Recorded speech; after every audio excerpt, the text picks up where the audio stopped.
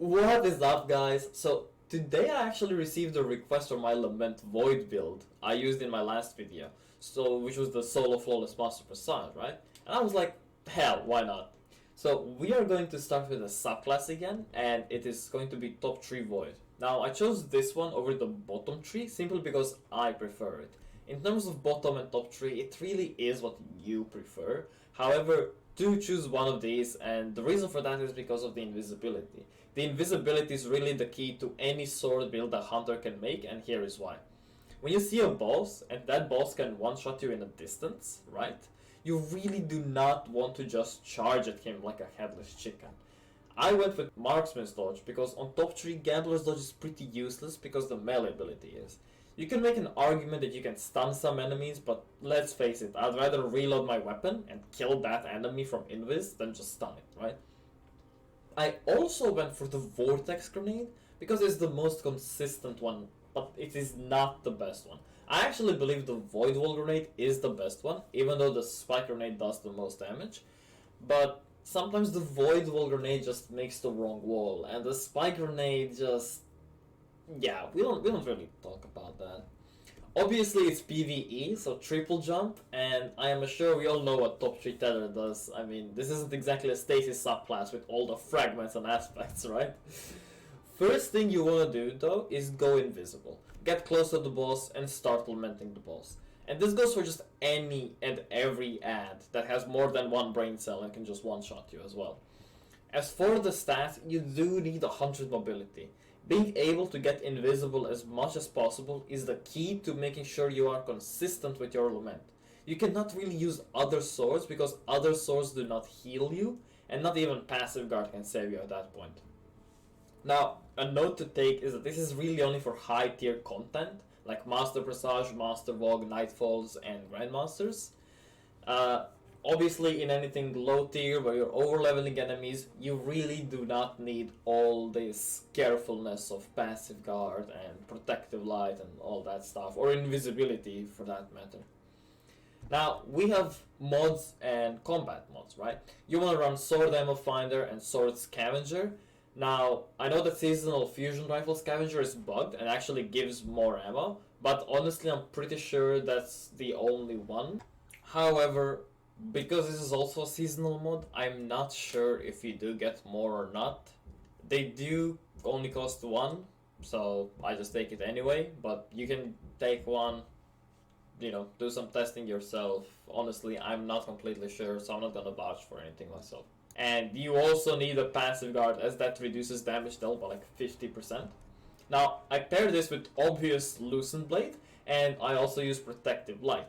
The idea is that you want to deal more damage with Lament, obviously, and also you probably won't die to anything as long as your sword is out and have sword ammo.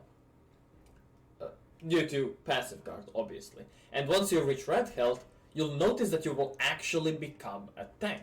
Like, if you look at right now in this video, you'll see that from the first stomp, I took massive amounts of damage, and from the second stomp, it's like I'm still at the same health. Now, Protective Light will trigger when you reach red health, and the damage reduction will just skyrocket completely. Now, I will give you some tips and tricks about Lament, so if this is not what you're here for, feel free to click off. This is really just the end of the build, but as someone that's been a heavy Lament user since its launch, I am pretty good at it, and you might want to take a look at it. So, firstly, we will talk about the movement. If you use Lament like a normal sword for movement, you're actually going to be wasting ammo because Lament can go farther with its own special perk, as you can see right here. Now, next on the list is just how to do damage. Surprisingly enough, people do not actually know how to do damage with Lament. Some do not even know its exotic perk, and some do not know you can do different amounts of damage with it. So here I am showing the best damage and the optimal damage. You want to use the best damage on the things like bosses such as Atrax and champions, obviously, while doing optimal damage on majors and minors, as it will let you get in on them faster and do the same damage as the best damage, since they will get one shot anyway. Now, for the best damage possible, you want to look at your melee ability. Each light attack drains a little bit of the melee ability and heavy attack depletes it.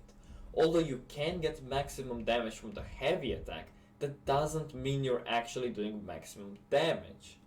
You can get up to 5 or 6 light attacks before committing to the heavy attack, as committing to the heavy attack ends your DPS, and at that point you just want to go invisible and wait for it to recharge.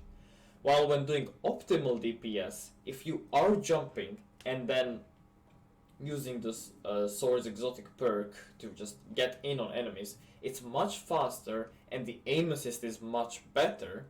You are actually doing less damage because once you're in the air, your Lament literally does less damage, as that's how it is programmed to do. So again, I'll show you the best damage possible right here on the screen. You might notice that my melee energy was not completely up, so I actually only went for 4 lights. Even though I could have done the 5th light, I somehow didn't. I guess it cancelled or something. But I could have gone for the 5th light, which probably means I could have gone for like 5 or 6 if the melee energy is completely full, and then right click. As opposing to getting only 3 lights, maximizing the Banshee's Wail up to 9, maximizes the damage of the heavy attack, but that is not the maximum damage you can do with Lament.